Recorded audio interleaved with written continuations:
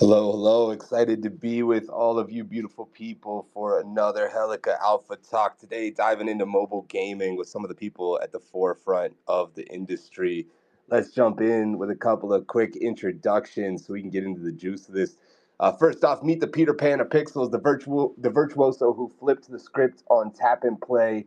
As a daring pirate captain, he navigated the nautical nuances of raft life, steering it to 10 million downloads. With the speed of a supercar, he raced past the competition with Superhero Race, soaring past the finish line with a staggering 25 million downloads. Then, in the sizzling summer of 2021, he ignited the flame that became Play Ember, aiming to deliver Web3 gaming via hyper casual hits. Welcome to the panel. It's the king of casual. It's John Hook. Hey Sam, what's up, man? I think that's the first time you've done that, and you've slipped up. I'm impressed because you've done that enough, and there's I don't know how much alliteration and tongue twisters in that. So congrats, man. Anyway, great to be here. Love the Helika team. Let's go. It's always the first couple of the day always get me just a little bit, but great to have you as always, man. Can't wait to hear your insights on this burgeoning market. Up next, he's orchestrated the successful shipment of over 100 video games and apps, collaborating with colossal companies like EA, Microsoft, Lego, and Disney. And he boasts over 15 years of experience in the tech and video game sectors. His Web3 crusades commenced in 2016, and he's since become a crypto connoisseur. As the co-founder of Mixmob, he combines design, tech, and business brilliance to birth community-centered creations. His trailblazing work has graced the galleries of Wired, Fast Company, Mashable, Forbes, and more. Welcome to the panel, the Mixmob Mastermind. It's Simon Vieira. Sam, thanks so much for having us here, man. It's a pleasure as always. Shout out to everybody from the community. Yeah, excited to discuss all things mobile, Web3 games, crypto games. Pumped to be here. Great to have you, Simon. Really enjoyed the panels that we've been on together in the past as well. And up next, you'll want to knock on wood for luck just to keep up with this panelist, charisma and wit. He's a spellbinding speaker and a fantastic friend who's always knocking it out of the park on these panels. Excuse me. He's the marketplace magician with Magic Eden, transforming trades into treasure that'll knock your socks off. Welcome to the panel. It's the Emperor of Esports, the Maven of Magic Eden. It's Knock. It doesn't matter how many of those intros you give me a week, it will literally never get old. That is number 3 on this week. Always great to hear. We've got an absolutely stacked panel. I haven't seen so many of these guys in quite some time, but really excited to jump into it. This should be a lot of fun. It's going to be a blast. Thanks for riding through 3 intros and still finding a way to enjoy it every week, man. You're a champ. And coming up to the plate next is the Shark in Any Pool Hall, queuing up the vision for the future of eyeball games. Now he's back with a new game-changing endeavor, ready to rack up the App Store with Pool Masters, a billiards game from the creators of 8-Ball Pool, the game that started it all before being sold to Miniclip. Shout out to Miniclip, man. What a time to be alive back then. That team is now rebuilding in the genre with a new iteration in hopes to dethrone the incumbents by chalking up another win. It's the Sultan of Snooker, the Baron of Billiards, the High Priest of Pool from Eyeball Games. It's Jonathan. Thanks for having me, Sam. I hope you've dried up since Dubai. It was a pleasure seeing you there, and thanks for having me on. Can confirm. Most of my socks are dry, but maybe 80%. We're getting there. And before building worlds, this next guest was conquering them as a Medal of Honor pro gamer, mastering every mission with skill and precision. But he's also an academic ace, teaching AI literacy as the academic director and mentoring the next generation in information systems management. Now he builds Second World New Era, a free-to-play competitive strategy mobile game that invites players to rebuild civilization one city at a time to obtain special rewards. It's the Professor of Pixels. It's Inigo. Well, thank you so much. Super hyped to be with such a strong panel and in our first Helika Alpha Talk. So thank you so much, really, the team. Great to have you, brother. Excited to jump into it. And before diving into the digital realm, this next guest was a consultant in the finance industry specializing in mergers and acquisitions. After orchestrating a successful acquisition in Asia, he founded Valerian Games. When he's not building gaming empires, you can find him on the basketball court, either playing or cheering from the sidelines and dominating Dota as well. It's the architect of acquisitions, the CEO of Valeria. It's Sharif. Thanks for having me up here, man. Appreciate to be a part of this panel. Looking forward to jumping in, brother. And gamers and ghouls, prepare to be enchanted by our next guest. From the depths of the COD lobbies to the heights of the gaming world, he's the He's the master monster himself, the co-founder of Hello Monster Game Studio. marketing director for the legendary Mad Lions. While the pack feasted on an LEC championship in League of Legends, he created and sold an esports and gaming marketing agency. Now he's bringing his monstrous expertise to the soft launch of Hello Monster's first game, Wonder Wars, which has already enchanted over 60,000 players. Let's give a monstrous welcome to the maestro of marketing, the beast of the business. It's Alvaro. Thank you. Thank you for the intro, and thank you for having me, and thank you to the Helika team. I'm all hyped up with this intro. Thank you, Sam. Great to have you, Alvaro. As a diehard League of Legends fan, I got to say I'm a little bit jealous that you got to work with the Mad Lions. I'm a Team Liquid guy myself, so I guess North America, at least, not quite the same, but same, but different. Starting as a wizard of marketing at Procter & Gamble, she then heeded the siren call of crypto in 2020, diving into the deep end of digital currency and emerging as a crypto connoisseur. Teaming up with the best minds at Neo Tokyo, she crafted NGMI Lab, a digital divining rod for the crypto curious, transforming dense data into bearable bites of brilliance. Now, as the marketing lead for Mighty Bear Games, she steers stories with the strategies and the same flair and ferocity of a mother bear protecting her young. So let's give a roaring welcome to the Baroness of Marketing for Mighty Bear Games. It's Coco. GM, yeah, pleasure to be here. Thank you so much for having me, Sam. And yeah, great to be here with such legends on this stage. So yeah, let's go. Great to have you as always, Coco. I know you've been in Singapore, and all of my shows are like 3 a.m. Singapore time usually. So it's great to have a morning one where you can attend. I've missed you. And before his entrepreneurial success, he honed his skills at IDEO, McKinsey, and Bain Capital. He's also a faculty member at the Stanford Design School and a general partner at Graph Ventures. With an MBA from Stanford and AB honors from Harvard, his credentials are as impressive as his achievements. Now he turns his attention to Super Champs. These masterminds have previously snagged the GDC Online Game of the Year for Gardens of Time, crafted 7 of the top 25 grossing mobile games, and entertained over 1 billion players worldwide. Super Champs is kicking off with 2 electrifying mobile action RPGs, the combat-inspired Bullet League and the arcade tennis sensation Rocket Rampage. Both are live and available on Apple and Google Play stores globally. So let's dive in with the driver of Joyride. It's Omar. Hey, Sam, great to be here. And I absolutely am recording that intro and using it every time I not only get on a space, but anytime I walk into a room or any other moment where I can find an excuse to use it. It was amazing. Thank you for that. Somebody get Omar a Bluetooth speaker for his Yeah, birthday I'm so he gonna can be just blaring that every time I walk around. I'm just gonna be like, hear ye, hear ye. And that, that intro will come first. Appreciate it. You love to hear it. Great to have you, Omar. And Looking what an forward to amazing it. group. It's really fun to be here. And thank you for Helika for hosting. Absolutely, man. What a bunch of Chads we have up here today. And last but not least, with 15 years of experience, he's not just an entrepreneur, he's a visionary who's elevated the landscape of data and analytics to heroic heights. His saga began by co-founding and exiting a biotech company, then soared to new heights as the head of product at Nielsen, where his strategic genius wove a tapestry of triumphs. At Drop, he scaled towering peaks in product and partnerships, propelling the company towards a victorious Series C. Now he dons the cape of leadership at Helika, where their revolutionary AI-powered analytics have unlocked the hidden secrets of wallet interactions, offering us a crystal clear window into the future of blockchain trends and user behaviors. Ladies and gentlemen, prepare to be inspired by the titan of tech, the maestro of metrics. It's Anton. Hey guys, good to see everyone. Sam, no comments, but excited to see you next week as well in person. But good to see everyone. Looks like people joining from Singapore as well as Europe and US, Canada. So happy to be here. Yeah, you love to see it whenever we can find a time zone that fits with a bunch of different regions. One of the things that Helika is always trying to do is bridge the gap between all the different sort of spheres geographically, and I'm greatly appreciative of that. Let's kick off with a statement from each of our guests today. I'm curious, why in particular did you pick your category of mobile game, and what do Web3 elements work so well in that type of mobile game? I'll send it to Omar from Super Champs first, if you want to take this one, Omar. We're going to try to keep it under 90 seconds so we can dive into the depths of the questions, but I'm curious as like kind of a kicking off point, what exactly Super Champs trying to do with Web3 gaming and why you picked the genres that you picked. Sure. So Super Champs is a character-centric story universe where we have these champ characters that live at Super Champs Academy, and they're the super athletes of the future, and are training for excellence in different sort of extreme, fantasy, super-powered sports. And in that story universe, we're then creating multiple mobile action RPGs.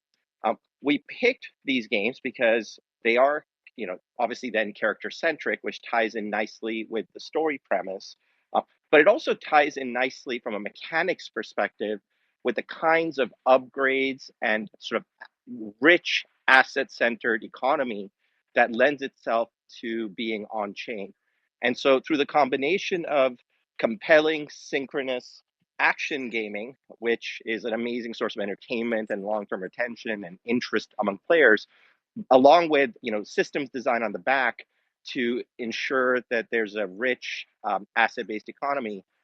We think they're obviously really fun to play, but also very suitable for the kinds of new opportunities that Web3 enables us as game designers.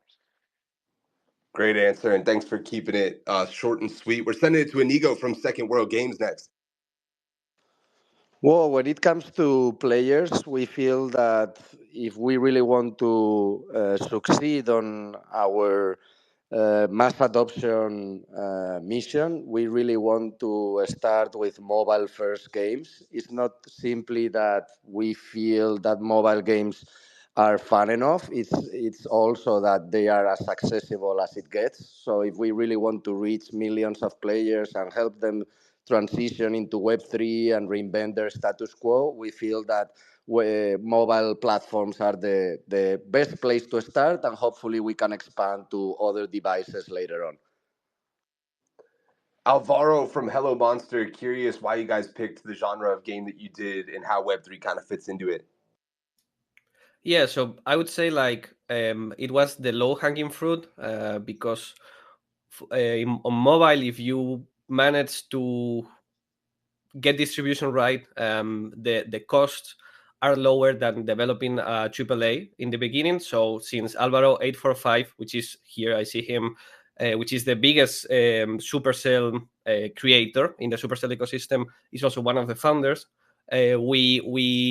It makes total sense. He had a lot of experience in mobile gaming. He had a lot of experience in competitive games and strategy games in mobile, so we decided to go there, and we saw Web3 as an opportunity to give ownership to the players, being esports, having esport background, being gamer ourselves. We thought that the technology could bridge a gap and solve a need that is there in the market, and let's say that the big companies are not willing to solve there. So if we wanted to achieve mass adoption, the device was the phone, because there are 5 billion phones in the world, and if we wanted to achieve mass adoption, we needed to do it through massive value. So all Web3 does, or our vision with Web3, is using it to provide more value to the gaming experience. Great points all around, my man. Sending it to Simon from Mixmob next. Simon, I have to say, last Friday I actually played Mixmob with the Catalyst guys in my browser. It was quite a lot of fun, so appreciate that. Simon, why'd you pick mobile and Mixmob as a game? Yeah, absolutely. So for those of you that don't know, Mixmob is the world's first card strategy racing game. And just to give you a bit of context and just to keep it under 90 seconds. So I worked at PokerStars. I was also a poker player. And one of the biggest pain points at PokerStars and me playing poker competitively was the fact that payments were a pain to have and to receive. Sometimes you wouldn't receive payments for 6 months. And for those of you that have played competitively online, you know that pain. And when you get it, you get hit by so many third parties that your payment it's like cut down to 50%, sometimes even more. So that was one of the first things that we came to Mixmob in mind. And the second thing that I wanted to say real quick is before we even started Mixmob and the game, we did a huge survey, 2,000 participants, and we wanted to see what the pains people had in the industry, like in gaming, but Web3 gaming as well. And this was about 3 years. We started Mixmob in 2021, and what we found is people wanted biggest payments in Web2, or biggest pains were payments, and the fact that you don't have this sense of ownership. I also work at EA. Sam, thanks for the intro again. And we would see people selling their accounts for money, right? And this was a big pain, and people just doing all sorts of loops and hoops to sell their accounts. Well, with Web3, we can solve that. So we designed Mixmob with that essence, with monetization in mind to solve those problems. Crypto solves that beautifully, and with ownership in mind. So just real quick to sum it all up, the way we integrated payments and monetization into our game is you go into our game, you put some crypto down, you compete. Sam, you play the game. You also can play for free, but you can also put some crypto down. Mixmob takes a rake, and the rest goes to the players. And with crypto, this happens instantly, super fast. We're on Solana. And not only that, but you have the power of crypto. You can do whatever you want with that. Plus, all our assets are NFTs. The robots that you raise in the game are NFTs. They have different type of powers. So all of those things, and you own them. That's the beauty part. So, and then obviously mobile for all the things that the beautiful panelists have said here. And so those two things combined, we believe that crypto gaming is a new category and the future of all of this. Great answer, Simon. I just want to give a shout out also to all the people in the audience, man. Seeing so many of my favorite faces out there. Eliza, Elisa, Gaspode, Graslow, Blue Mojo, Seabass. I just appreciate you guys tremendously for being here with us. Already 150 people in here. Everybody that's given us a retweet and comments, helping us spread the good word and have these really in-depth conversations. I just appreciate you guys tremendously. We're going to send it over to Coco next. Mighty Bear Games. I know you guys just released GOAT today. Congrats on the release, and curious why you guys picked mobile and why you guys or how you guys are integrating Web3 in it. Yeah, thanks, Sam. You just leaked a massive piece of alpha, so love it, love it. So now everyone knows. Yeah, so I love. So basically, yeah, IT Bear Games. We've been making mobile games for. Well, the team have actually been making mobile games together for over 20 years. They started off at Candy Crush, and it's their bread and butter to be making mobile games. So that is just their remit. And then, so the studio has been around since 2017 and has been the most successful sort of genre of gaming that they've built is the mobile battle royale. And in 2021, I think that they realized that there's one big flaw that was happening in Web 2, which was the playbook of user acquisition, and that was, I think, the first aspect that kind of tipped them off to like something special about Web3 is the ability to really play around with the business model. But in terms of like the actual game itself, battle royales are excellent games for having asset-rich economies, heroes and weapons. And obviously, with Goat Gaming, it's like we like to call it the mini clip of Web3. And we came across the idea came to us in we have a battle mode called the 1v1 battle mode in Mighty Action Heroes, and we had this degen mechanic, as we call it. Like you put down money or you put down crypto, whatever you want to put down, but usually you'll have a player putting down some money, and then you put down some money, and then the winner takes the winnings, and then the platform takes a rake. But we added this kind of element, this degen element, where you spin a wheel and you could win up to 10x your your entry fee. And you don't always win it, because that's the chance element of it. You can win as little as 1.3x your entry fee, and up to 10x. And players just loved it. I mean, the retention rates were off the charts. I mean, like day one was like 80%, day 7 was like 50%, and I mean that's like far above like what we would consider good. And we really kind of realized that that is something that this industry in particular loves. And I think when you're building for games for Web3, it's not just about how the blockchain technology can be integrated into it, but how can you actually build for the type of people and the people that are in the space, and what do they want. And I think the Goat Gaming is basically building games that degens love. I'm not going to give away too much just yet, but I think that's where I'll leave it. But essentially, that's what it is in a nutshell. Thanks, Coco. Sorry for any leaks that I might have sprung there. My apologies. That sound you hear is frantically everybody queuing up the space to re-listen to the last 10 minutes. But appreciate you tremendously, Coco. No Send worries. it to Sharif. All of Sam's listeners get the best and juiciest gossip. We try our best. Sharif from Valeria, over to you, my man. How do you integrate Web3 tech, and why'd you choose mobile? Yeah, well, we chose mobile for its reach, naturally, and we chose a mid-core game we find that mid-core has a little bit less saturation, and there is a growing market for that style of game, an opportunity to go competitive, but still casual enough to kind of reach that audience as well.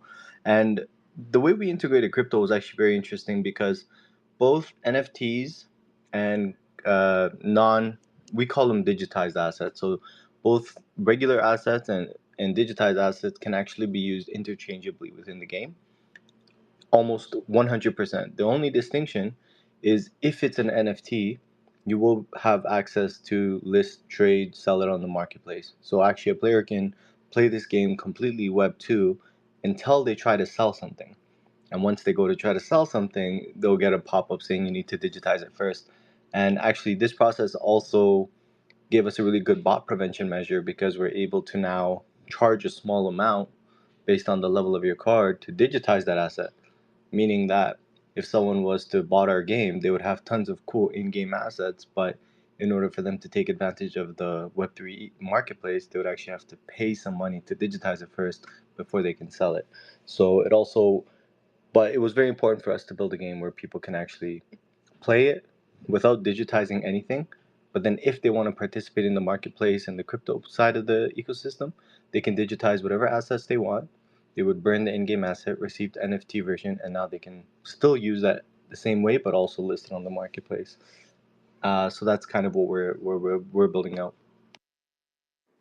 Great stuff, brother. And Jonathan from Eyeball Games, I gotta say, I played the exact pool game that you guys ended up selling to Miniclip, and absolutely was obsessed with it for probably 6 months of my life. So thank you for that. Curious what you're working on now. Great to hear. So we're basically building a version 3.0 of the previous game. It's a pool or billiard game. We're taking the today's best practices of free to play implementation. I wanna just maybe chime in on what Maido said before. We're taking a little bit of a similar approach. It's a free to play game. Ultimately, we wanna be able to reach the masses. For those who doesn't know, 8-Ball Pool is still the number one most downloaded game in the sports category of 2023. It's have roughly 400,000 downloads per day, so it's a major title within the casual sports category, and doesn't monetize too well, but it's making a shit ton of downloads.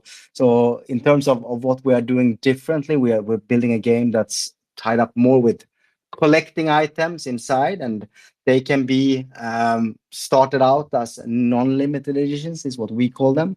And then if you, by the luck of the draw or by purchase from the in-game marketplace, buy a limited edition, all of your shards or cards become limited edition, and then it allows you to trade them and take them out of the game and sell them on marketplaces and so forth. So the reason for us to have Web3 is to maybe protect the most valuable assets of the game for the sake of the players and the economy, and also provide the liquidity of when you're building up assets and spending time and money and days and hours and years of playing a game, that you can actually take partial ownership of these assets and selling them and monetizing them. So the NFTable aspects are cards or shards that are depicted in the game as cues, VFX around that, and when you sell them, you are rewarded with tokenized currency. And the reason for us to go mobile is that's the space that we're coming from, and that we know have a huge audience from before. So for us, it was an easy choice. With that said, our pre-seasonal activities will be browser based for the sake of review guidelines and more easily shipping updates and being able to connect directly with our very engaged and community. And I'm very happy to see some of you guys joining today. So thank you for that. That's my explanation on why Web3 and why mobile. Can't wait to play version 3.0. Let me know when I can jump in. And last but not least, we're going to send it to Mr. John Hook. Thanks, Sam. Yeah, I mean, loads of great points. So I think for us, casual gaming is just a no brainer because you've got all the core behaviors that you need. It's like a $50 billion industry. People know how to download games, discover games, spend money on games. More importantly, and yeah, for sure, there's a $1 billion ad industry as well. But I think there's a few other things that blockchain tech is really interesting to kind of improve. I think one, like the UA monetization model in Web 2 is, it sucks. Apple and Google have been ever changing privacy policies that they basically just don't tell us about or give us like very, very kind of limited guidance on, and we kind of have to guess. Like, they did it around fingerprinting, they're doing it again with something else. The other one is really interesting. It's actually not a gaming problem, it's an access problem. Talk about this a lot, like the unmonetized billions of players in Web 2 in casual gamers. So if you look at like the top 5 unbanked countries, right? So like Morocco, Vietnam, Egypt, Philippines, can't get access to bank accounts or credit cards to actually physically even make in-app purchases in games. And they're monetized really unfairly in Web 2. So, versus like a US ad impression, for example, they completely devalue people from these countries, right, and discriminate against them. So kind of with blockchain technology now, we can give, millions of people access to kind of contribute to games more fairly than we can in Web 2. So I think that's also a really interesting element. If you look at the size of Web 2 mobile gaming and the number of people play that and contribute to it, and add on that access layer that Web 3 technology brings, I mean, that's huge, right? So yeah, just some thoughts on that. And on that note, I would love to send it over to Anton for a little bit of context on the data side. I'm curious, Anton, if you see a difference between the people approaching PC or browser versus mobile, if there's any differences between the types of genres people are picking statistically, the types of Web3 integration that they're putting into those games, any insights that Helika's data might be able to provide on this? Yeah. Thanks for this. I think also like the question why mobile. If we zoom out for a second and look at the overall gaming industry, right? So mobile accounts for about 50% of revenues. Probably less number of players, less number of consumers, but half of the revenue is coming from mobile. So it's natural extension why people are building on mobile. That's about access, as everyone said. And then if you look at browser, I think it's less than 5% of the overall revenues, right? Console, I think, is the second one. So it's a natural choice for many people to build on the mobile gaming. Also, I would say in new category that is kind of quickly building up because we work with some of those companies directly. I don't know if there's a correct name for that, but in-app gaming. So think about games on Discord or Telegram, for example, that is really picking up this team fast. And we're also seeing that mini games as a result of that, not even hyper casual, but mini game experiences are really growing fast, especially in APAC and China. WeChat was doing it for many years, but now we see several tech companies are building SDK to transition some of those experiences to other platforms as well. So I think mobile is a logical choice, but I would not underestimate some of those in-app experiences that that people are engaging with now. And in terms of the game types, I think MMO games, especially competitive MMO games. Think of kind of World of Warcraft and Web 3 or Final Fantasy, something along those lines. Is definitely we're paying a lot of attention to that, especially through Helika Accelerate, where many of the younger, smaller companies are joining. They're usually pre-alpha stage, and also anything related to the games where with UGC elements, user creation experiences as well, where in many cases people are using actually Telegram or Discord as well to do various A/B testing before the alpha goes live. I think it's also interesting. So, and of course, trading card games, but we're super bullish on anything related to competitive MMO games as well as it relates to Web3 adoption. Amazing stuff. I see the hand from Second World is up. I'll send it to you, and then we'll jump into the next topic. Yeah, I just think I answered partially because we talked especially about the mobile side of things. But obviously, when it comes to Web3, we are in the end turning players into shareholders, shifting from buying stuff to actually investing on collectibles, game assets.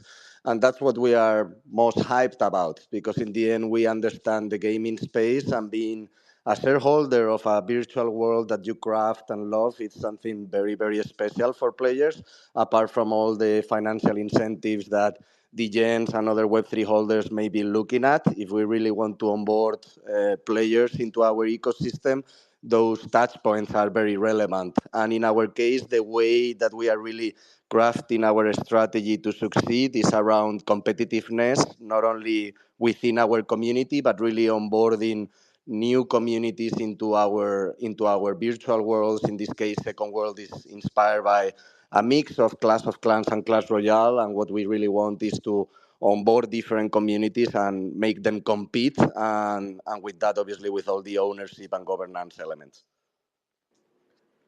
Great stuff. Thanks for adding that additional context. Off the back of what Anton was saying, I want to jump into the question of should we be optimizing games for emerging markets? I had a really interesting discussion with, I don't know if I should say who it was, but he was explaining to me that their game is only 200 megabytes, which, if you knew what type of game it was kind of staggering. And it worked on an iPhone 6, and it was primarily because they were based in Brazil and that they see that being their target audience. I'm curious if everybody in mobile should be optimizing their games to be available on the earliest device no matter what, or if there is still areas for sort of premium mobile devices to work. From here on, I'm going to ask people to use the hand system where you raise your hand up, just because I'm not sure that everybody's going to want to chime in on every single subject. Inigo has the hand up first. I'm going to send it back to him. Yeah, I think it's just in your actual question. I mean, it really depends on the target audience that you are trying to capture and the community you want to build around it. If you want to reach millions of users, probably it's the best way to achieve such milestone. But if you really want to focus on a very specific type of user, you would probably look for more return on investment in the players that play your games. So in our case, we really want to reach the masses, and that's why we try to adapt everything to make it as accessible as possible. Great stuff. I think Simon from Mixed Mob had it up next. Yeah, just to add to what Second World was saying. So Second World was talking about reach. Then the other part of the quadrant has to be the type of game you're building, right? So, for example, Mixed Mob, we just launched our mobile game globally last week. You can find it in any app store. So what we are seeing on the data is, and by the way, remember our game was optimized for browser first, just because of all the things with obviously the app stores. Crypto games were not allowed to be on app stores about 8 months, maybe a year ago. Now look at us; we're all in the app store creating this new category. So the addition to what Second World was saying is the type of game you're building, right? So even though ours was optimized for browser, remember you have to have like a lot of constraints where you're building browser games in terms of size, quality, etc. There's still the range of quality is still a 3D game, etc. The devices that support it still on the higher ish end, although it supports lower ends. But that being said, if you want a high quality game, you have to target higher phones.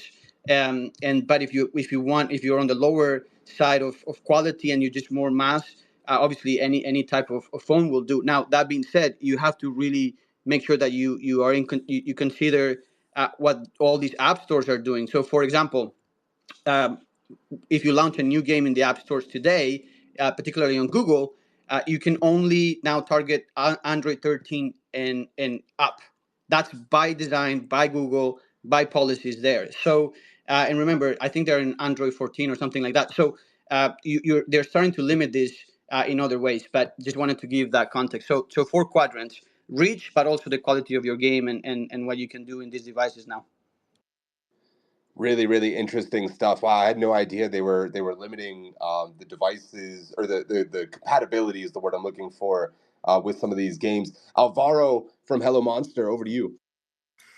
Yeah, so on top of what the great point that have been shared, I think it's also about what's your distribution roadmap and how you want to build the product.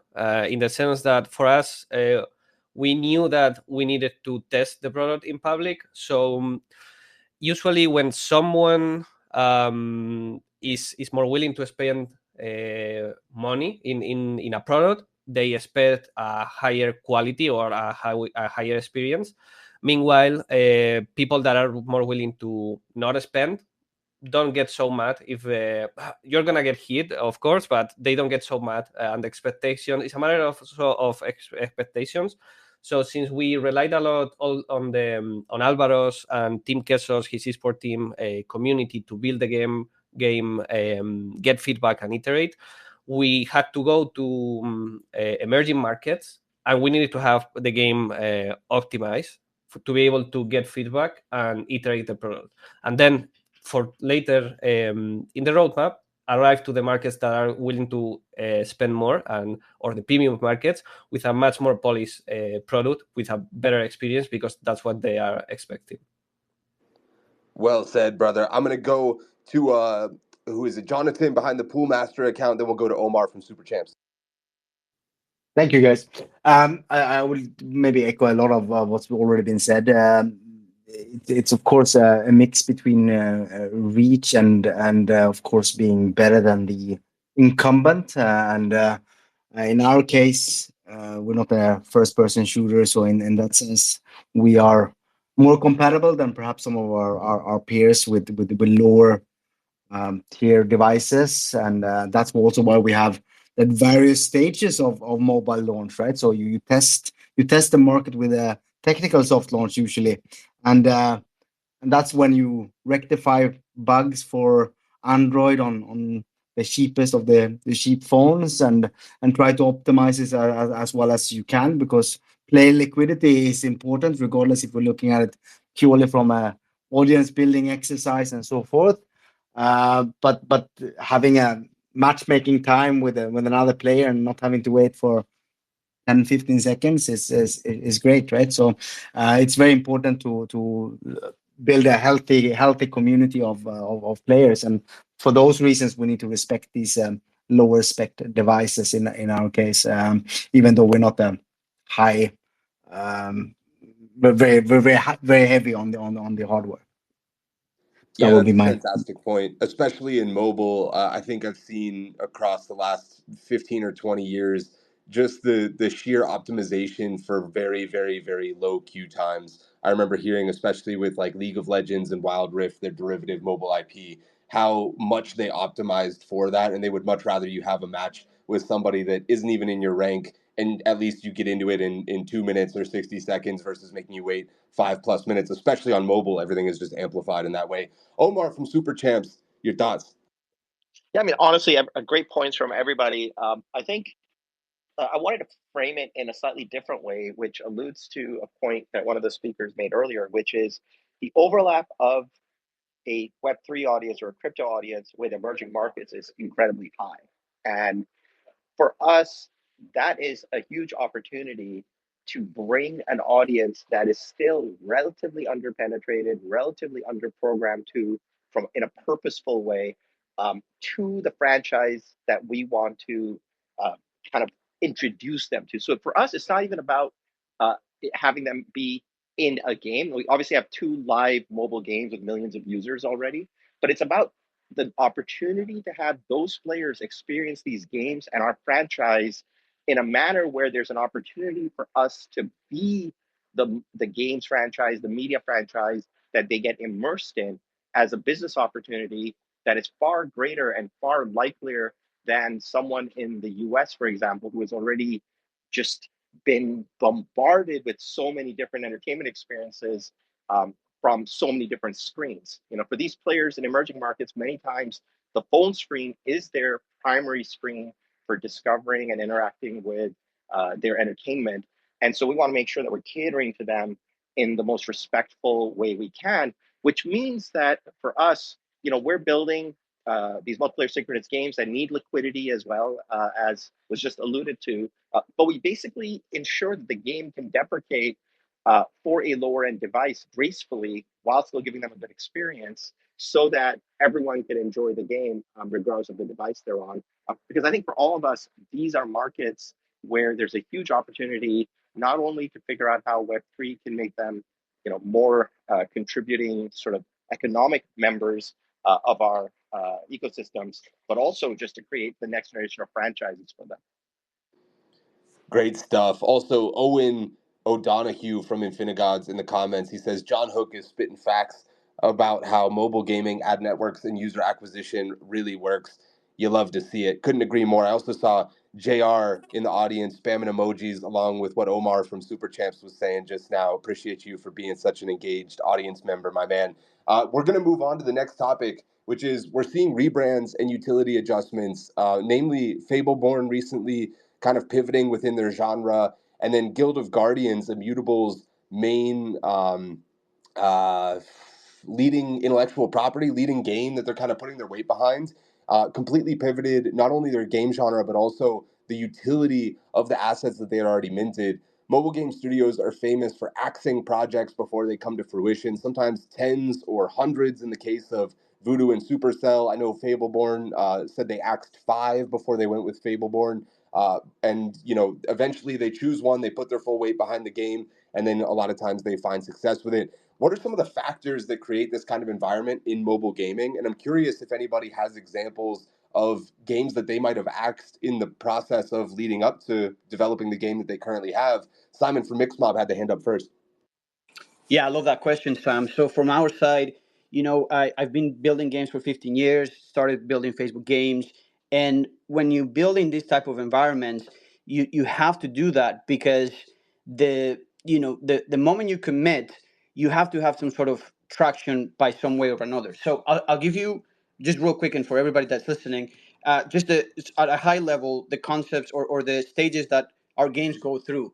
Obviously, concepts, then pre-production, productions of launch, and live ops. And what we've done is we've paired those things with traditional venture, capital stages. So bootstrap, angel, seed, pre-sale, token sale. In this case, in crypto, and then growth, right? So you pair those two things. And what we've done, so for Mixmob, even for Mixmob Racer One, our first game, car racing strategy game, what we've had like 10 different concepts that we paper prototyped. And what we did with those concepts is we started getting actual feedback from the community, our early adopters, and we exited all of them except Mixmob Racer 1. And then we bootstrapped it, and then we launched our first NFT collection. We raised our money, early stage money from that NFT collection. Then we raised the seed money, which gives us the fuel to keep going, building with the community. Then obviously angel round, seed round, pre-sale, and all of that, token sale. And so every stage we're validating these concepts and adapting that. But it all started with 10 different total different prototypes, paper prototypes. So yeah, absolutely, it's something that you have to do in this industry. Otherwise, you're just going blind and hoping for the best. Great stuff. I'm going to send it over to John Hook from Playamber. Yeah, man, it's a great question. So I've built and run two publishing companies, and it's really about like financial risk, and there's just really easy ways still, if it's a pure mobile game, where you can minimize risk by basically testing. Like, you don't even need to make a game, just like a really short video that you can drop on Google, Facebook, TikTok, and get early benchmarks to see if this is even like a marketable theme.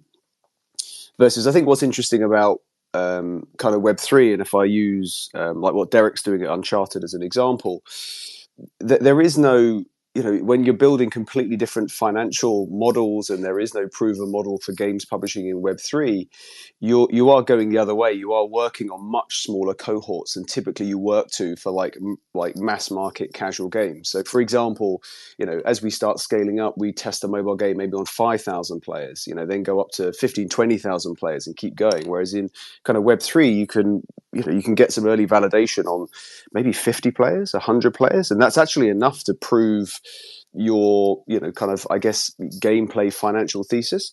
So there's definitely not a one size fits all. I'm really curious about, and I don't think there's going to be one answer, but like the Web3 mobile game publishing model is going to be super interesting. But yeah, I think if you are looking at a mobile game, like the Fableborn team did, we did the same with MB. Shit, the number of characters we killed before we got to MB, we didn't just make up and be like, hey, this is a good idea, because for me, that's just a really dumb way to build a business. We tested loads of characters, got loads of data across 3 major platforms with audiences around the world. And as much as my art team hate me, that's you still have to have some data-led logic to building and scaling a business. Yeah, it's a great point. I remember whenever I was head of growth at a game studio, the sheer amount of different concepts that the teams would try out and just put out Facebook advertisements or TikTok ads or whatever, and just measure the click through rate based on different names, different art styles, different genres, different whatever. It was really, really cool to kind of be able to see that process firsthand in all the things that you can kind of prove the concept of ahead of time. And I assume that's why a lot of things get axed whenever they don't perform well in those ways. Coco, over to you. Yeah, I just wanted to echo. I mean, it's definitely a question of the data, right? So as we move into a world of more and more data being well equipped, in the olden days, I suppose you would have had got much further down the line before you decided that this wasn't working, and the sooner you can figure that out, the better. And we actually are playing around with UEFN at Mighty Bear Studios, and it's all about killing the ones that don't work as quickly as possible, and really putting your weight behind the ones that really do work, because that's where you will survive and thrive. So what we do is we do sort of data capture on Monday, and by Friday we've actually got a game out on the UFM platform. And quickly within a week after that, we know if that's going to be a successful game or not. And 9 times out of 10, it's not. But then by the time you've found the 10th game, that's 10 weeks in, and you've actually just found a winner. And then that's covering your sort of revenue to discover and continue ongoing. So, yeah, absolutely. Really awesome stuff there. I'll go to Jonathan from Pool Masters, then we're sending it over to Inigo.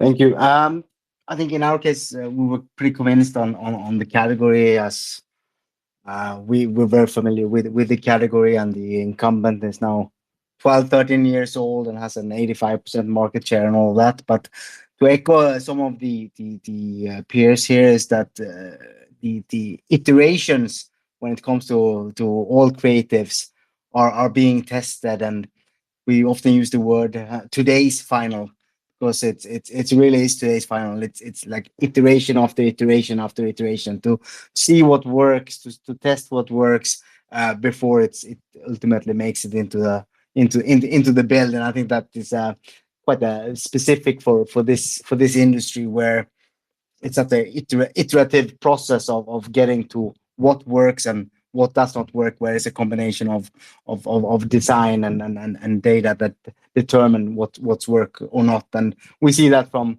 if we look at the Web2 peers, of test launches of Monopoly Go being years in test launch, and Diablo being also years in sort of soft launch. So it's quite interesting, that iterative process, for me at least. Well said. Yeah, I'd be curious if anybody has additional thoughts on Monopoly Go. I know it's been a case study for much of the mobile gaming industry. Inigo from Second World, over to you. I love the takes, because compared a couple or 3 years ago, I think we are much more aligned when it comes to the whole space. And I think it was in the end about what I was mentioning earlier, that in the end we are turning players into shareholders, and it's something that for players has even more value than all that financial incentive that we many times think is the way to onboard them. So when it comes to developing together with your community and becoming a community-centric game studio, I think the potential with Web3 is very clear, and that really allows us to have the right guidelines, not only focus on Web2 data, but really make players part of the decision-making journey. And I think that's the way a lot of projects today are seeing the future, and that's going to make us much stronger than we were 3 or 4 years ago. Great stuff. We move on. We're seeing crossplay continue to grow across the industry. PlayStation leading the way. If anybody saw Xola's data report, I did a little breakdown of it. But one of the big things that I took away from it was over 50% of crossplay is being led by PlayStation. There are many challenges to crossplay, both in actual gameplay, but also the technical challenges as well. I'm curious if you guys think we're going to just trend in the direction of everything becomes crossplay, even to the point where like Fortnite players on PC are playing against Fortnite players in mobile, and it's all just one ubiquitous thing that everybody enjoys together, or if we're going to continue to kind of see the segmentation of these audiences. Coco, I'll send it to you first. Yeah, I mean, I think if I look at it from the the player perspective, it has to go in that direction. Um, you, I always say that you've always got to meet the players and the audience where they are and what they want. And I know it's a challenge. It is a challenge to be able to do that. But you don't want to be limiting your audience and your players to one device, and it shouldn't be the device that actually dictates where you're playing or who you're playing against. It's more the game, and the game shouldn't be limited to a device. So, in general, I think we 100% have to move to a more connected world. I'm inclined to agree with you. I also want to tag in Anton. We'll work our way around the hands, but Anton, I want you to also give us some insight on if you see that crossplay is really going to open up the floodgates as far as monetization goes on the data side, or if it's kind of the same whether it happens or not.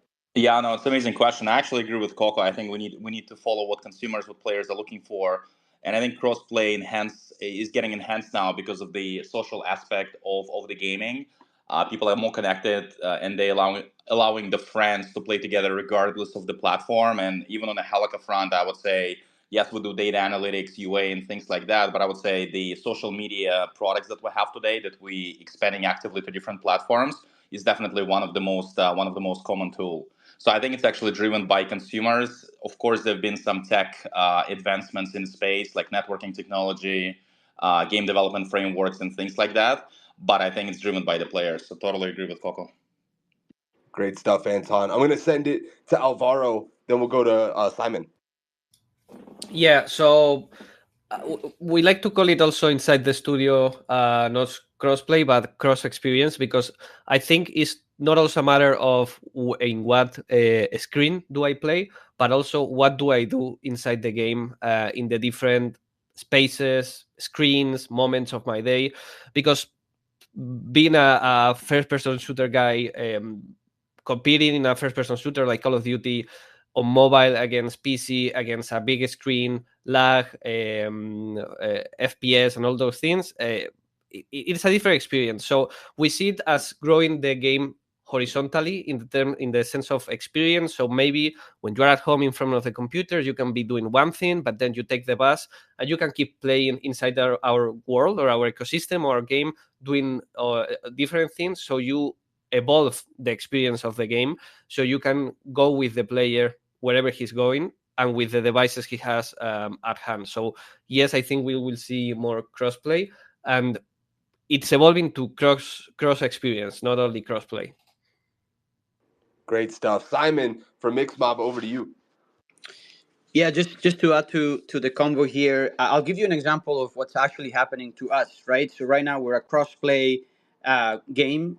We're on browser right now, and we're also on mobile.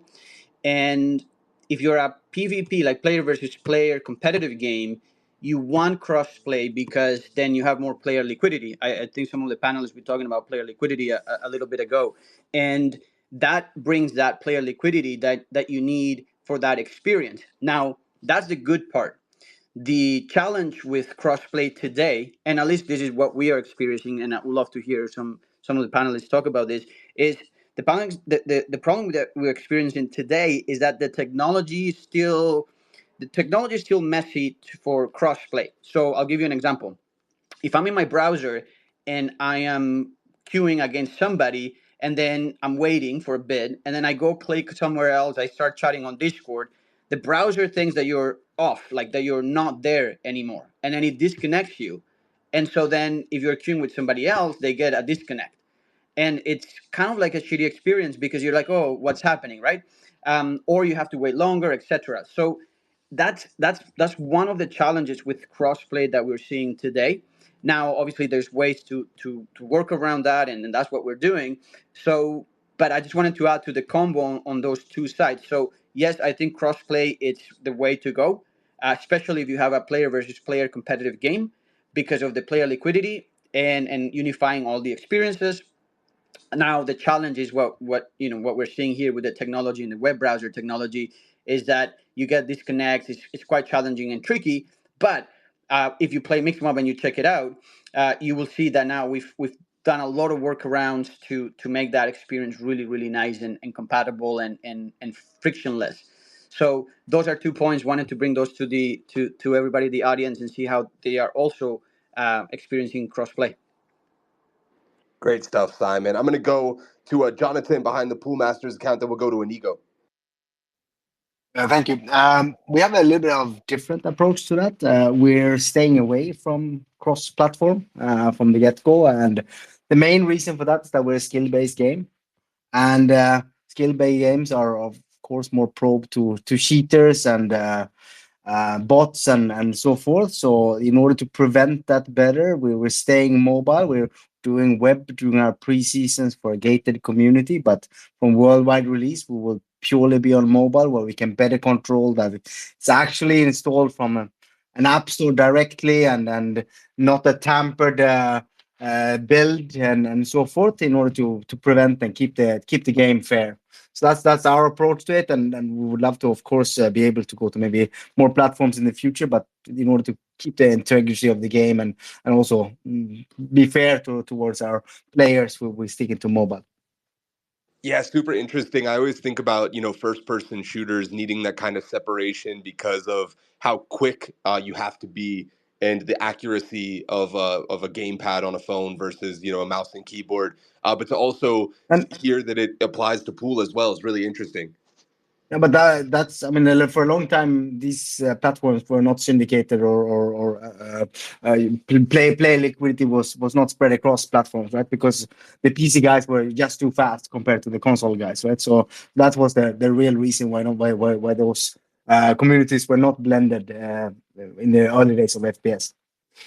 Yeah, interesting stuff. I know we're hitting the top of the hour. We typically go for 90 minutes, so we got 30 more minutes in this space. If anybody has to drop off, that's no problem. I totally understand. Everybody here is extremely busy, but appreciate you guys rolling with us and can't wait to dive into a couple of more of these topics. I'm going to Inigo from Second World, then we're going to go to Knock. I'm fully aligned with Poolmaster's points. In the end, I think for the sake of fun, it's been fully validated that crossplay works, and it can especially be a hit when it comes to MMO genres. But if you add the financial incentives, the competitiveness, and even a betting system around it, it can be sort of unfair. So we have started with, since that is part of our main core components in our Web3 strategy. We have started as mobile games, and I think the way to go may be some different modes within the game that allows you to play either for fun or for the competitive elements. But in any case, I think the key is not only going to be around the devices, but actually the way we interact as empower individuals inside communities, between communities. And I feel there's a lot to do in the IP side, and we are, I think, in Web3 improving a lot. And the moment we start competing between communities, is going to be a definitive hit when it comes to ownership and being part as shareholders of those communities. Great stuff. Knock and then Omar. Yeah, I think a couple people alluded to this, and maybe more specifically around competitive play. But I think even for non competitive play, it's important to understand that not all inputs and not all platforms or devices are created equally. And when you implement something like crossplay, you open up the game and the ecosystem, one, to significantly more players or the potential to reach more players. And I think that that's obviously a net benefit. You allow people to play with their friends regardless of the platform that they're on. But you also have to take into consideration that different platforms will have fundamentally different experiences with the same product because of things like hardware and the actual inputs that are meant for those devices. So an example that we'll give in real time is my friends and I play a ton of Overwatch. One plays on PS5, most of us play on PC, and occasionally when we're traveling, we try to bring up Overwatch on the Switch. And technically speaking, Overwatch is Switch compatible. But if you've ever played Overwatch on the Switch, no, it's not. The game doesn't work. It is incredibly choppy. You get like 13 FPS. It's a terrible, terrible experience. So in practice, it's, hey, we've opened up Overwatch to significantly more users, people who play primarily on the Switch. But in reality, what is actually happening is, yeah, that is the case, but that game is a fundamentally different experience. And frankly, it's a significantly worse experience for people who are playing on the Switch. So they're never really getting the full product. So the question becomes, do you enable cross-platform play for the sake of enabling it, or are you deliberate in the way that your game experience works on specific tech and specific hardware and with different inputs? Are you considering whether or not particular pieces of the game work with, the trackpad on a device or a controller or a mouse and keyboard? And a lot of the time the answer to that is no. People just simply, cross-platform is better because more players will go ahead and enable it. And while I do think it's a powerful tool, I do think you need to be very deliberate with the way that it's implemented. Great stuff, Knock. I'm sending it to Omar from Super Champs. Your thoughts on crossplay and mobile? Yeah, obviously amazing input from all the speakers, and I want to echo the same by and large. I do think there is a secular trend towards crossplay, which is another way to benefit from the network effects of having your game be accessible in more places to more people so that they can discover each other and play with their friends more conveniently, and all the other benefits that it provides from a retention standpoint, as well as just from an attention standpoint, right? Like the issue that all of us face as game makers is that we are competing with other forms of media and entertainment 24/7, and all of those forms of entertainment are proliferating. And so anything we can do to make it more convenient to access our games across multiple platforms and to create more stickiness in the games by helping people find their friends more conveniently is going to be advantageous. However, it's not for all games at all times because there's a lot of nuance to the genre and to what you're doing in the games as they are instantiated on these different platforms. But I also want to actually emphasize one of the points that was made earlier around cross experience, because at the end of the day, the business goal is to provide players, more avenues to interact with your game across different platforms.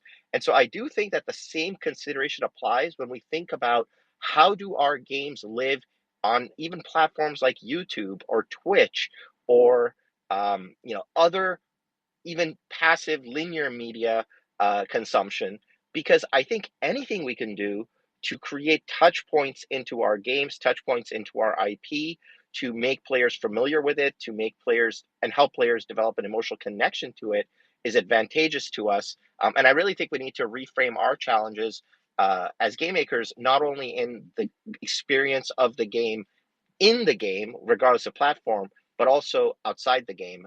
Because I think passivity is what we're all competing with, and clutter is what we're all competing with. Very well said, Omar. And as you were saying that, actually, I got a DM from somebody I highly respect saying, "Man, that Super Champs guy is really smart." So you're making a good impression, my friend. I'm going to actually combine two different topics here because I think they're both interesting, but people might just want to touch on one or the other. Apple is releasing a core technology fee of 50 cents for every install over 1 million annually. We saw this with Unity, obviously doing something very similar. And then on the other side of trying to monetize mobile games, we also have progressive web app technology in an attempt to sort of circumvent the App Store and the 30% that they take from everything. And I'm curious, from your guys' point of view, are one of these a better solution than the other? Are people running away from Apple and Unity? And is that going to be successful long term? Or is this just sort of a trend and a fad in an attempt that's going to end up being sort of futile to work around these things that have sort of hamstrung certain types of games because they can't monetize in a way that's able to overcome the hurdles of a 50% or 50-cent install fee and a 30% fee for people that use your apps through the App Store. Send it over to Mito. Hey, thanks. I was gonna say I don't think you'd have to choose one or the other. I don't see any reason why you can't do both. Like I was in talks with a company called Aether, and they're basically building out a platform where they do like cloud sharing for Unity, and they can do it for Unreal or anything really. And you just give them the game client, and now your game is accessible on browser. So you can just go to your phone, go to the website, hit play, and now it's accessible there as well. So why not have it on the App Store and the Google Play Store, and have a browser version available for people if they wanted to access it that way as well, or maybe in a region where you couldn't get approved or whatever the case is. So for me personally, when I see an opportunity like that, my first thought or reaction is, well, why not? And then once you build your user base, once you have players, maybe you migrate them over to the browser version if it starts to pick up and the tech starts to pick up. But I don't see why you wouldn't take advantage of it, in addition to being on the iOS store and the App Store and the Google Play Store. Yeah, that's a really great point. I'll send it over to Jonathan next.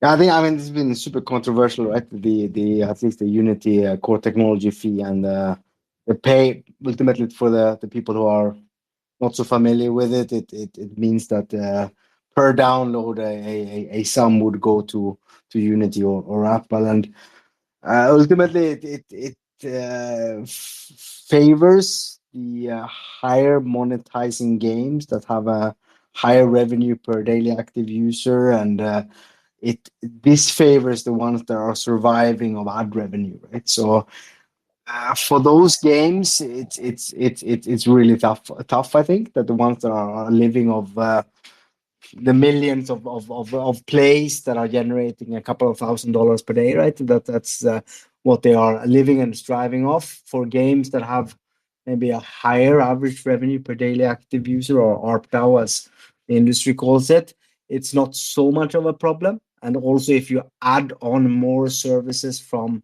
for example, Unity, and if you're adding on Unity ads or analytics and things like that, you can get the cost down. So for a funded studio, it's not gonna be what breaks or makes the game. And but if you're an indie studio and you're living off of the ad revenue, it's absolutely horrible. So for our case, it's not super bad because we're not looking at ad revenue per se. We're having our own core loops and in-app purchasing and all of that, so to say. But really, the ones that are two people studios and living of ad spend or ad views, it's tough. Yeah, one of the big takeaways from that Exola report that I was looking at earlier was not necessarily surprising, excuse me, but it was that, America and Japan and these other sort of like tier one countries are able to monetize off in-app purchases, and then in the more the poorer countries, for lack of a better way of putting it, are having to monetize through ad revenue, and so it might disproportionately affect people that are trying to monetize in that way. Is that what you're trying to say, Jonathan? Absolutely, and also the games that are ultimately really free to play, right? That they have poor monetization implementations, and they live off that ad views, and maybe a large part of the audience is, for lack of better words, from tier 3 or tier 2 countries, and large numbers. 8-ball pool being one of them, by the way. It's having a huge part of the player population is coming from emerging markets. They will have to pay a lot of money compared to what they're actually making out of that player. Well said, my friend. John Hook from Play Ember, your thoughts? Yeah, I mean, look, there's a lot of things in this. So the first bit, Sam, about the Apple rules. This is around the Digital Markets Act in Europe, and it's not like Apple have now opened the floodgates and you can do whatever you want. So what they will allow is you can effectively allow a third party app now, like an app store, right, on iOS for the first time. But that's still got to pass through all of Apple's like rigorous processes and checks, right? So it's not like anyone can just rock up. So that's the kind of first point. The second thing is, look, PWAs are just not new, right? There's been around for a long time. A lot of us here have been building like browser-based games for a long time. Not to negate the App Store, it's just to one of the earlier questions. You have to be aware of who you're building these games for, the countries, and the devices in those. In those countries. But I think at the moment, the reason people are leading into sort of PWA is it's a little bit of a UX hack because of Apple and Google's current views on all areas of crypto, right? Yes, you can purchase NFTs in the App Store, but you still have to hit the tax. So I think that's why we've got a game coming up next month that's our first just full PWA game, because we can be so much more creative with blockchain technology and everything crypto has to offer, without having to find all these sucky UX FTUE hacks when you're building a native Unity game in the App Store. So I don't see that changing anytime soon until, well, I mean, it's just not going to change anytime soon. But if Apple and Google will literally just open the floodgates, maybe, integrate crypto into Apple Pay, like Google Pay, then shit, off we go. But I think until then, you're going to be seeing a lot more in Web3 gaming of this sort of PWA narrative. But again, my take is don't get caught up in it. It's not this new thing Web3 gaming made up. It just should provide, like a more enjoyable, less disruptive gaming experience. Yeah, great stuff, John. Appreciate you drawing the disparity between those two things. I'm going to go to Simon, then we'll go back to Inigo. Yeah, thanks, Sam. So just to add to the convo and agree 100% with what everybody's saying. So we just went through this process of submitting to the app stores, and honestly, I've shipped many apps before, and this one we wanted to make it. So we're doubling down on the crypto gaming side of things, right? So our app was very specifically, if you look at the description of our app, it says crypto card strategy racing game, and we did that on purpose by design. So we started our game in web, right? It's just because we couldn't even be on the app store before with the things that we had. Now, as we went through this process, what I can tell you and everybody that's preparing for it, or that is already in it, um, Apple is the way they're combating, obviously, the people getting around, and the lawsuit with Fortnite, and people getting around with clicking and going to a third party to make payments, is they call it is bad UX, and so they reject you. And we've been, like, to get approved to Apple the way our game works, because our game still handles all crypto. It's everything is crypto. um, it was a long process. We had to go back and forth many times, got rejected many times. So the reason why is now they said, hey, this is bad user experience. They don't want people clicking in the app and going outside of the app to do other things. And then the next thing that you have to do is, because they lost this lawsuit, with what's going on with payments, is that if you offer payments outside of your app, you now have to also offer them inside of the app. So it's something that is really interesting, and if you're preparing to submit to your app store and you're a crypto game, Web3 game, and you're still leaving a lot of these things crypto, just make sure you prepare, a bit longer than what you usually do, because there's going to be a lot of back and forth. So we had to really adapt to that, and make sure that the experience on the App Store, this is particularly Apple, was was very flawless, and all this stuff happens inside of the app. So we had to actually adapt that build alone, and isolate it. But just giving you some context there. But the good thing about progressive web apps is that it's very accessible, and like a lot of the points that people are saying. But I'm just giving you my experience here, and so my if you can take one thing is, if the process to apply to the App Store, you used to leave like 2 weeks, a month before. If you are a Web3 app, just leave a month and a half, because there's going to be a lot of back and forth. Yeah, some great insight there. The unfortunate reality. From Second World, let's send it over to Inigo.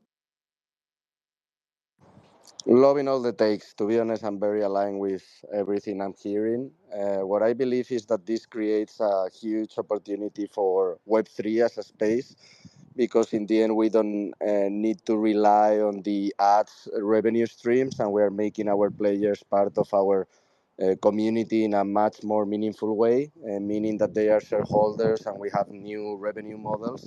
So I agree with everyone's point that the pass-throughs is a way to solve this, and also I feel it's a great opportunity to help players transition into Web3, because they see an advantage when actually going to an external marketplace in a browser or things like that. But apart from that, being present in the app stores, I think is already a hit, and we should be proud of that achievement. And obviously, I mean, find ways to make players understand that there's a lot of opportunity in this space that they didn't have before as players. Very well said. And let's tag in Jonathan from Pool Masters. Thank you. I mean, everyone is working on a sort of a direct to consumer approach these days, right? It's Kabam and yeah, pretty much every studio. We saw Monopoly Go announcing Tycoon Club the other day, and Apple's stand has softened significantly, and of course, we have to implement it based on the guidelines. We cannot say that go there and get 30% discount because we don't have to pay you, but we can definitely steer a first time user experience towards a direct to consumer platform because of the antitrust complications, and much thanks to Epic's battle that they have fought in the courtrooms both in North America and Europe. So I think that there's a lot of opportunities of direct to consumer, and that also ultimately allows us to connect better with our most engaged players through VIP programs, to support programs, to through getting them over to Discord and taking good care of them, and if they're a Web2 player, becoming a Web3 player, and so forth. So I think it's an interesting time, and it's good to see that it's now at least possible to ship things that have elements that are happening outside of the game without Apple bluntly as removing us from the app stores, which is a huge distribution channel, right? Great stuff. All right, last question of the day for this amazing panel. Man, you guys have been spitting alpha, giving us incredible insights into mobile gaming and Web3. Really, really appreciate everybody who's not only joined us on the panel, but also in the audience. 69% of Gen Z gamers play games on their phone as well. 73% of Gen Alpha gamers play games on their phone as well. My question for the panel is, are we just going to see this slowly trickle up to 100%? Are we working towards a future in which everybody just always plays games on their phones, or are we working our way to some plateau where maybe at 80% it just kind of stops? Omar, tagging you in first. I mean, I think it's hard to say whether it flatlines at 80 or 100. I think it's safe to say that mobile is already, and I think will continue to be, the dominant gaming platform that is going to be accessible and available to people on demand wherever they are, whenever they want to access a gaming experience, right? Now, that is not to say that there won't continue to be innovations on what happens on your phone. So I think some of the in-app experiences that were alluded to earlier, in terms of what Discord is doing, in terms of what Telegram is doing, in terms of what Snapchat has experimented in the past, or with what you can do in Roblox, for example. I mean, I think what people access and how they access it on their phone may change. And I actually am even curious to look at that Gen Z data and say how much, and explore how much of that data is influenced by what percent of their gaming experience has been through Roblox versus directly through apps that they download and interact with. Because I think habits are different relative to the various generations. But I think mobile is going to be the sort of dominant gaming platform, regardless, as an overarching platform. And to me, is also going to be the platform where the next generation of media franchises will be introduced as well. When you start looking at the intersection of Gen Z and younger consumers who are already mobile native, who also in emerging markets are being introduced to their media experiences through mobile, and specifically through mobile games. And so I think it's a very bright future for all of us as we're exploring what mobile gaming turns into. But I think there are some interesting disruptors and opportunities on the horizon in addition to Web3. Great stuff. Let's go back to Simon from Mixmob, then we'll go back to Inigo. Yeah, I think so. Just to add to this, there are two ways in my mind that this is going to go. One way, and I've seen this for many years, long ago, even when Facebook games started, was the gamification of everything, and it kind of like went up and down a little bit, but now obviously it stayed, right. So my take is everything is going to be a game, if you start looking at a lot of the apps, everything, it's gamified some way or another. So, and I have two kids, 15 and 11, right? And I see the apps they use. Everything is gamified. They want challenges, they want achievements, they want hoops, all sort of gamification stuff. So because of that, then yes, 100% of the next generation is going to be playing games, 100%. And the other part is, when I look at what they ask for Christmas, for birthday, they don't ask for clothes and stuff anymore. All they want is Roblox, B-Bucks, all these digital items that they're playing, and a lot of their connections and a lot of their socialization, obviously through some limits from parents, etc. But like, it happens on games, right? Roblox, all these digital worlds. So 100% wanted to give you those two contexts, coming from also a parent, and also from my personal view of what's going to happen with games. Everything's going to be gamified. It's going to be a game, really. Well said, my friend. Inigo, over to you, brother. Well, I feel in the end, all these are entry points to actual experiences, and clearly, mobile is going to become the norm because every single target player is going to be on mobile. But that doesn't mean that there's not going to be new disruptions or the actual devices that we already use coming to consoles, PCs. But in the end, I believe that the mobile, at least for a few decades or years, is going to be the main touch point, and then we are going to have more innovative experiences around it. Great stuff, guys. Wow, what a show. And as we draw the curtain on today's digital dialogue, let's take a moment to extend our heartfelt gratitude to the wizards of Web3 data analytics, Helika. Their unwavering support has not only illuminated our journey today, but also continues to redefine the landscape of blockchain intelligence. In a world brimming with data, Helika stands tall as the beacon of insight, transforming mere numbers into narratives that guide us through the intricate web of Web3. With their revolutionary AI-powered analytics, they've unlocked the secrets hidden in wallet interactions, offering us a clear window into the future of blockchain trends and user behaviors. Thank you to Helika for empowering us with knowledge and making this Alpha Talk possible. We'll see you guys next week on another one. But first, I know a bunch of people have had to drop off, but I want to give everybody that's still here a chance to plug their game, let people know how to engage with it. Omar, I'm going to send it to you from Super Champs first. Oh, I appreciate that. Super Champs, as I mentioned, has two live mobile games that are both available for download in the App Store. Bullet League is a hero shooter, and Racket Rampage is a arcade tennis role-playing game. So definitely download the games and check it out. The alpha is that our rewards program starts in early June, and that is in partnership with the Super Champs Foundation, which is administering the champ token.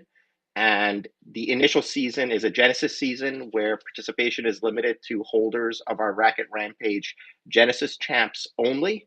And so if you are interested and would like to check out the ecosystem, checking out those NFTs is a great place to start as we start getting ready for this reward season. So very excited to not only kick that off for Super Champs, but also for the phase that we are entering as an industry, especially around mobile, where it's felt very difficult to get anything done, but we're clearly seeing some great momentum now. So wonderful to have met everyone today as well, and thank you again to Helika for organizing it. Great stuff, brother. Excited to jump into those games myself. Inigo from Second World, what are you guys working on? How can people get involved?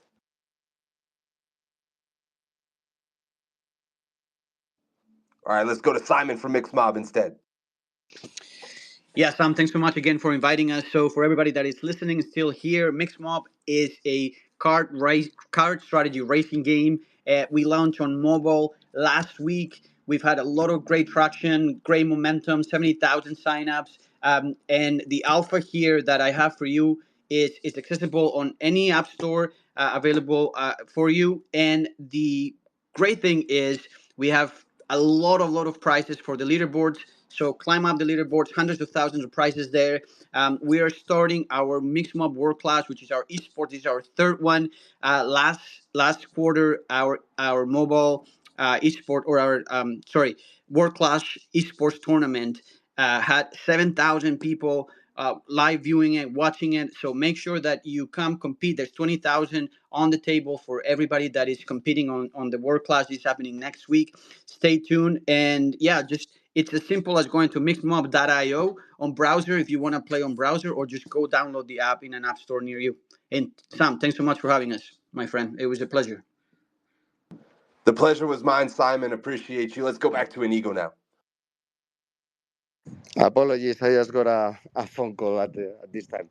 Well, in the end, what I can promise you is that next month we are going to finally launch Swio and deploy it within our ecosystem, and we are very excited to open all the competitiveness of our games into for other communities, other IPs, so we can really together build a much more robust community. So stay tuned, engage with us because a lot of great things are coming. You'll love to hear it. Let's go to John Hook from Play Ember. Sorry, as I dropped my phone to Alvaro. No worries, Sam. Yeah, I mean, look, you know us, we're not short of games. So we've got, drop into our Discord, check out our Twitter. Was on this, like Julio and Chris at Pixelmon just dropped the alpha on our game with Pixelmon. That's dropping on IMX very, very soon. It's a hybrid casual game, mobile game that everyone's going to have a lot of fun with. We just dropped our first Roblox game, Raft Life Tycoon. It's already had over like 1 million plays in a couple of weeks, which is insane. We've just dropped 3 new MBIP games that are on like Google Play and iOS.